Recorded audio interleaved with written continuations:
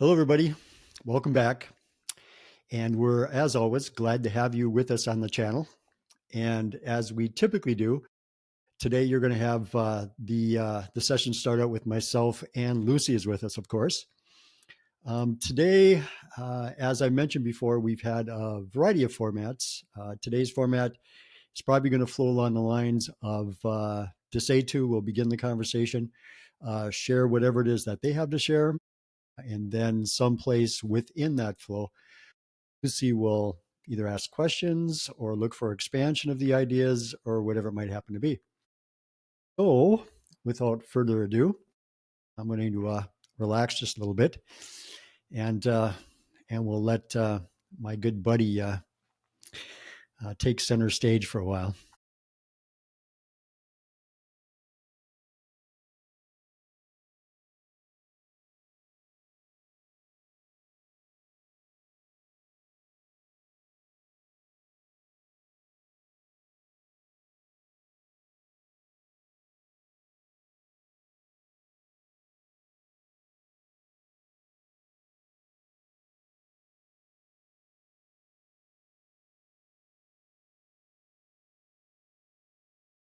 So we would once again greet all of you today and express again our appreciation to be able to interact with all of you, because of course it adds so much to our experience as well. So we thought that in association with the time period, that those of you who have an interest in these types of things are more than likely familiar that you are all within, that we would speak a little bit more about what we and others like to term the mechanisms of consciousness.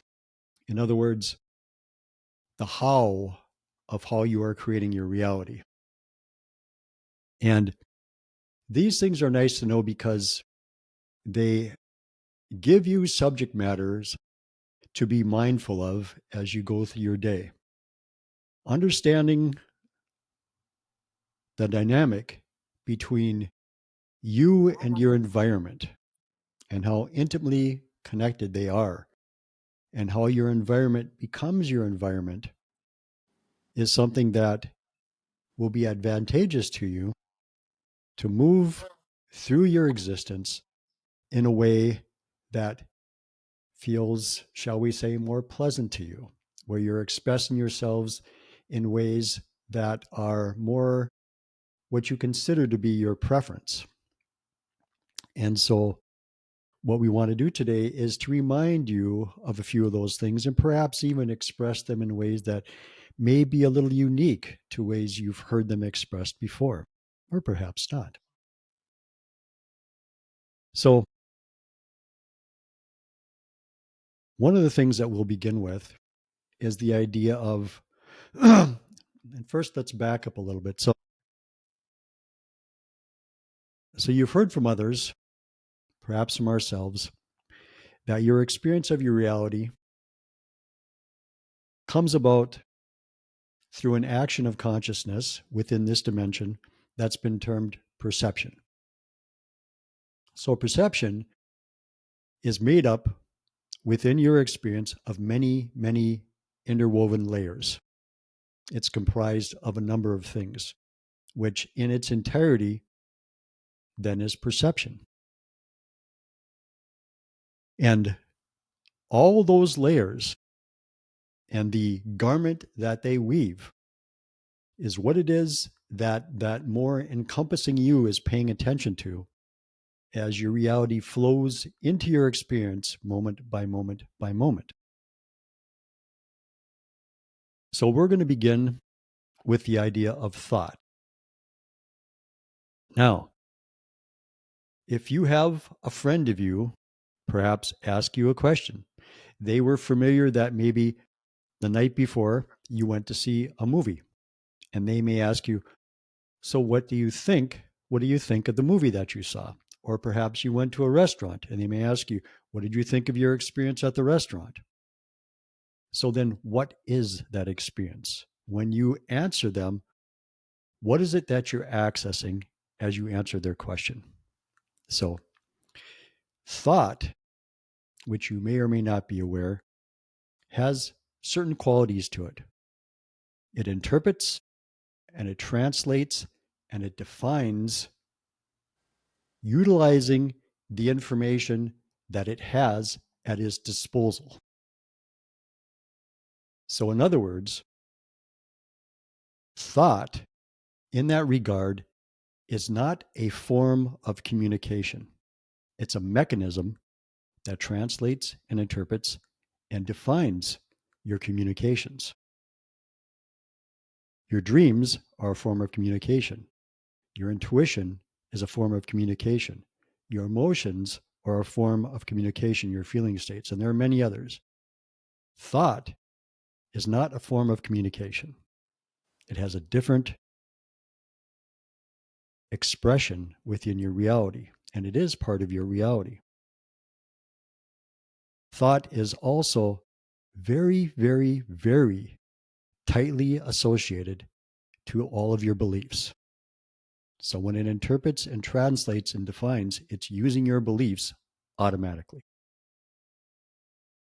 Thought also goes on all of the time. It's like your breathing or your heartbeat. Now, you can move your attention, and your attention is you. You can move your attention away from thought, but the thought is going on because it's part of what goes on in your dimension. And you can have large moments of that where you experience just communication or just actions, perhaps we'll say, without having thought involved. You can do that. But thought is it's an integral part of what you're doing here. And you built it into your experience purposefully to do what it does. But understanding what how it influences your experience can be something that's worth your time to understand. Because it does interpret and translate your experience, and because it relies heavily on the information that it has to be able to do that, if you're not providing it with a broad enough spectrum of information, if what you're doing is feeding it the same information over and over and over again, you're going to get the same translations and interpretations from your thought process as you did 10 minutes ago, earlier that day, the day previous, whatever you would like to say. You need to give it more information. You need to give it new information in order for it to utilize different beliefs and to translate and interpret your experience differently. So that's part of your perceptive mechanism is thought. You rely, even though you're moving into this transitional phase, your shifting phase, because of the way that you think time flows, and because your experiences in that regard historically, you have used thought very strongly. You rely on thought to a great degree.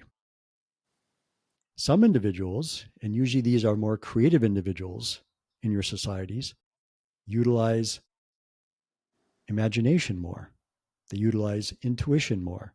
They utilize the actual communications more frequently, and they add the thought to them. Most of you have been in the practice of primarily focusing on the thought, the interpretations and the translations, and not what is being interpreted and what is being translated and how that's being defined. And so understanding that will help you to view your experiences in a larger way, as if you can step back and look at it from the observer instead of being immersed in it. It'll give you a different perspective. You can understand those things. So now we can talk about avenues of communication. And many of you are familiar with. Many of you have actually experienced and explored many of these. And we began the list a little earlier. Your dream state is a form of communication. And by communication, what we're talking about is information that flows from the larger aspect of you, the more encompassing aspect of you, the oversoul you, the all of you, the template reality you, whichever version you would like to express, whatever name you would like to use, and others. That is what communication is about. Now, because you are forming your reality around you, moment by moment, as we've mentioned before, and others have as well, that more encompassing you can utilize the entirety of your experience to communicate with you. And it will, and it does. But we'll talk about the avenues. So, dream time.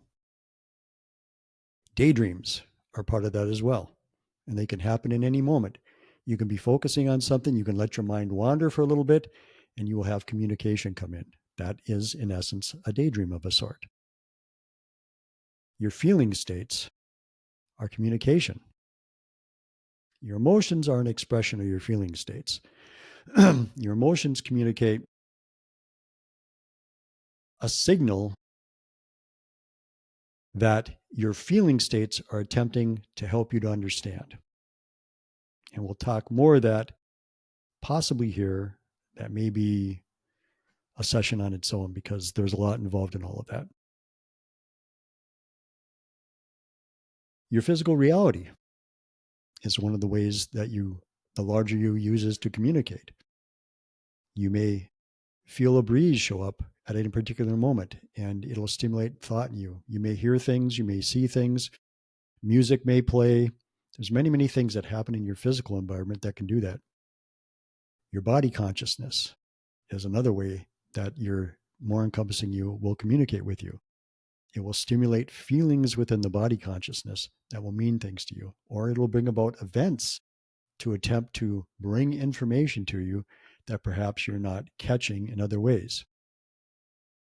Imagination is a very potent form of communication, and you've utilized it throughout your history, and you can do great things with the use of the imagination. It is a form of communication. It allows you to understand that there are these things that already exist within consciousness that if you would like to, you can draw some of or quite a bit of, depending on what it is, into your experience. So it's a very potent form of communication also. So all of these things together and a few others make up this phenomenon of perception. And so as you utilize all of these things together, because there's really never a time where you're only utilizing just one thing. There's usually layers of things that are happening at one particular moment. And as these things occur, the deeper you is always paying attention to how it is you're putting all that together within your physical observance of your reality and the interpretation and translation that you're giving it. And then it's providing a reflection of what it is that's going on within you, of all those things that are going on, and then the meaning that you give it. Because again, we and others have mentioned this as well. You're the one in the moment that will provide the meaning for it. And as you do all of that, you will see the reflection around you in consciousness. Consciousness will shift and move to provide you with a picture that matches that, as well as, of course, all the beliefs that you utilize in your reality, which are already a part of all these other things that have been going on with you because they occur automatically. Now, again, as you're going through your life, it is in fact you, the non-physical you, that's going through your life. Because when you put your attention someplace, that's you having that experience. That is the bigger you having that experience. A focus of the bigger you is having that experience. Now it has it through the filters of all the things that we just mentioned. But it's you having that experience. That's what your attention is you. When you look out the window, that's the deeper you having that experience of looking out the window with all the filters of what that window and what that scene and all the rest of those things mean in your reality. But it's you having that experience. So your attention is you. So when you put your attention someplace, all these other things that we've mentioned flow to where you put your attention almost automatically. And it occurs very, very quickly. All these things will color where you put your attention pretty much immediately.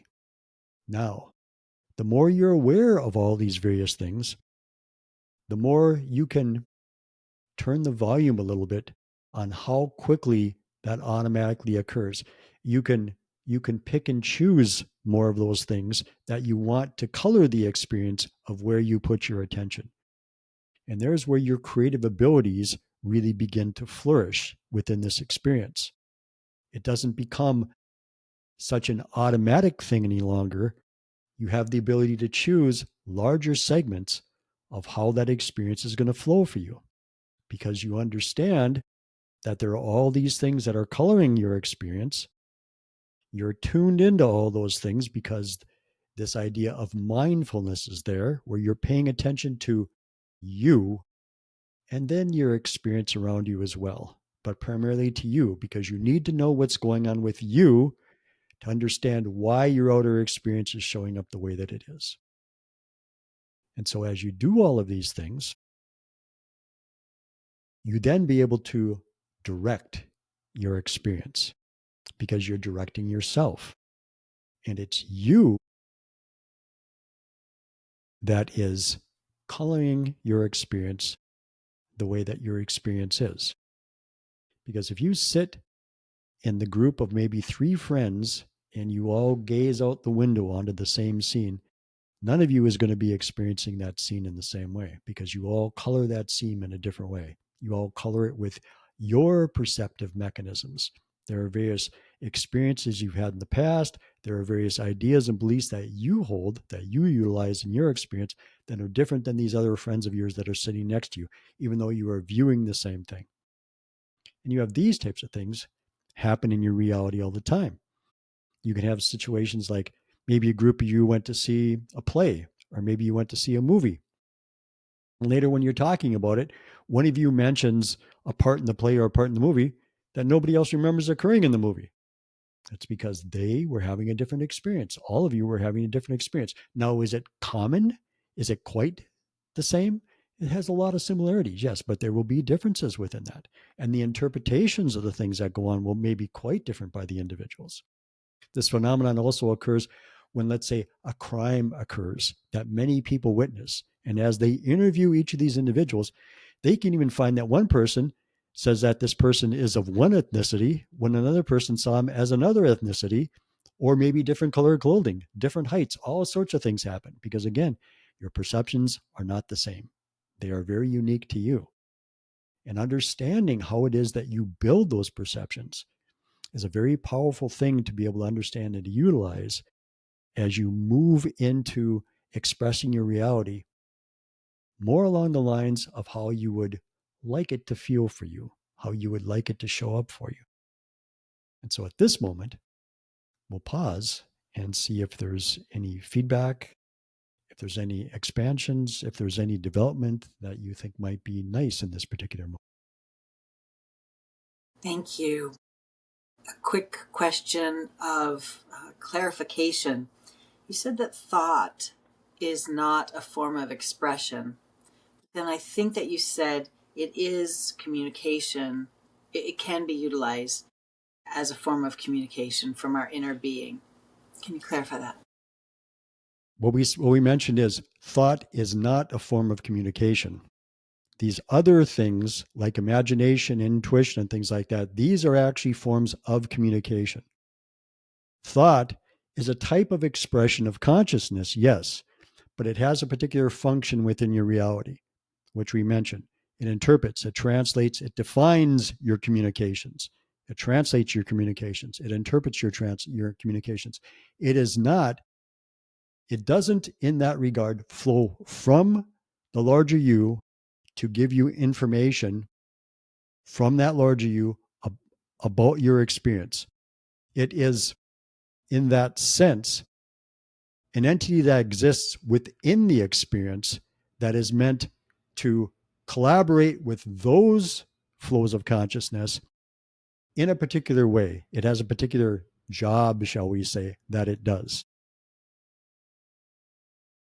So perhaps my understanding of telepathy as an ability to share thought is a little misplaced. Yes. And this is, of course, a misunderstanding that many individuals have because of the importance that they've placed and the emphasis they've placed and the amount of time they've utilized their attention on the mechanism of thought. So they believe that what they're doing is they're reading each other's thoughts, which is not the case at all. What's actually going on is you're connecting with the consciousness of the other individual. You're actually connecting with the individual. You can both be, because thoughts are like waves of an ocean that lap up on a beach. And so that one wave may come to the beach, and because the beach has different shapes, it reaches the beach at slightly different times. It flows up the beach to different distances. And so thought is something that permeates your reality. In other words, what's going on is not so much the situation where each individual creates thought in the moment for themselves, but more that thought is already existent. Interpretations are already existent. And depending on how it is they're choosing to see that reality, they tune their frequency to pick up those particular types of thoughts. And so if you have two individuals that are doing that, they're tuned into the same frequency, then what both of those individuals can do, or one of those individuals can do, is they can become aware that the other individual is tuned to the same frequency and they're getting the same experience as that other individual does. Individuals do that also with what you call empathy, where they feel the same thing that another person is feeling. They're tuning into the same frequencies and they're having the same experience. And even though the experience is in that regard an individual experience, it is a collective experience as well. That emotional energy is there to be shared amongst anybody in that moment that wants it. Because again, remember that all things are available in the moment, simultaneous, always. They're always there. You're surrounded by all energies at all times. It's the changes and alterations that you're making to yourself in the moment that open you up to various things. So if you have two individuals that are opening themselves up in very similar ways, they can then translate something similarly. They will have a similar thought about that event. Which is so very different from what you've described with regard to our perceptions and the three people looking out the same window but seeing three different things. So Yes. when we are going into this telepathic or telepathic zone, we're actually finally getting a shared experience, a truly collective experience. Yes, you're getting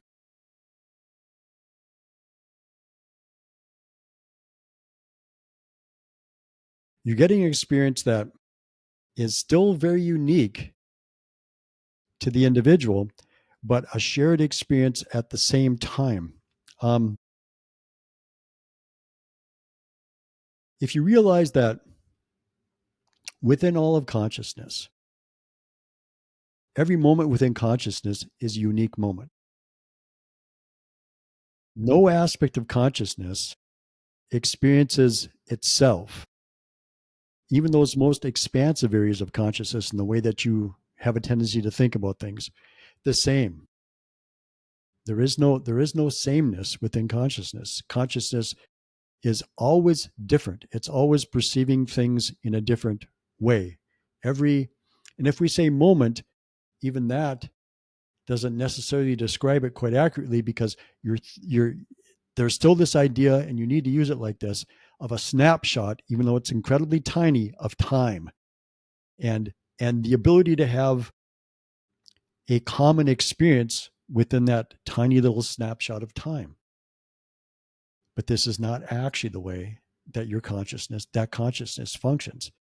It's different perpetually. It's perpetually different. It has in your experience of physical reality, things are valid because somebody else had a similar experience.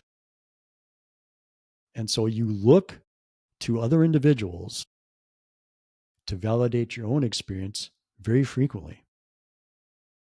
You look to have similar experiences because you believe that it bonds you together more closely than if you don't have similar experiences. The actuality, of course, is that you cannot be bound closer together. You are as close as you can ever get. You are all expressions of consciousness. There is no separation between you that's ever occurred. You always flow together. You always complement each other. You always support each other. You just are not aware of that within the experience. And so within consciousness, and we'll use the term moment by moment by moment, but things are always different. There's always some degree of differences, even within the what you might call sameness that occurs within experiences. So just to loop back for a moment, there is no separation, but there is some sort of autonomy or sovereignty. There is a uniqueness, yes. And again, not so much autonomy, but the word sovereignty largely flows from the idea that in some way, shape, or form, something else can influence you to do things that you may not want to do. And so, if that's not happening, you have your own sovereignty. We're going to express to you that within consciousness, that actually never happens. You're always expressing yourself in the way that you desire to express yourself. So, in that regard, to utilize the word, you always have that. That's always going on. And so, yes, so it's a both and type of a situation. There's the uniqueness of the expression of consciousness and the allness of consciousness that occurs simultaneously, always, perhaps we'll say. Thank you. I love this idea that with thoughts, we are continuing to interpret and define in accordance with the way we continue to interpret and define. But when we give the thought process, the mind, I guess you would say, new information so that it can utilize new beliefs and interpret things differently, that's pretty exciting. And I'd like to hear a little bit more about that. Yes, of course, you see this and you have seen this many, many, many times in, again, your history, where individuals, whether they be artists, whether they be inventors, whether they be chefs, whatever they might happen to be, many, many walks of lives, when you have an idea come to you and you choose to utilize that idea and do something that is different in your life, and many times different on the planet or different within your society or different within your civilization, what you do is you open the doors not only for yourself and your experience, but the experience of everybody else at the same time. So anytime that you do that, anytime that you use that information that's flowing to you constantly from the more encompassing you, and you choose to put it into practice in your environment, you do those types of things. You change your experience. Again, not only for yourself, but the potential is there for other individuals to change it for themselves also. And so it has been a continual thing for you. Think about all of the things that you've done in your last century. You've developed things like your automobiles, like your televisions, like your radios, like your cellular phones, like your laptops, many, many, many things in industry, the space program. There's all sorts of things, all sorts of ideas that when they came in, you chose to utilize those, you developed them in the way that you did, and you expanded your experiences as a result of that. So those things are always occurring with you now, actually much more frequently than what they once did. They were smaller back in your 1800s and your 1600s and your 1500s, where individuals might think of maybe a new color for a garment, or maybe a new a new material to make a shoelace out of, or something much more basic than that. Still, there were new things that were coming, but they weren't to the degree, and they didn't flow along the spectrum that you now utilize. Because, of course, what you're doing is you're utilizing more and more awareness of yourself in your existence than what you did previously. What are some new thoughts that you would encourage us to play with today? Well, of course, because of what thoughts do, they translate and they interpret. What that's really about is it's really about allowing yourself to utilize the beliefs that you hold within you. And there are a huge number of beliefs that you hold within you in ways that maybe you're not used to typically. And so you can look at areas of your life that you might like to experience a little differently. You might want to think along the terms again, considering all the various things that are part of that as to why it is you choose to experience it in a particular way more frequently. And then if you would like to have it done a little differently, actually, you don't even really need to choose a particular direction. What you can do is you can just say to that larger aspect of you, I would like to have some ideas show up about how I can do this differently because, again, it has the view from the mountaintop. It sees the wide vista. And so it will send you intuition. It'll send you impressions. It'll send you things that happen in dream time.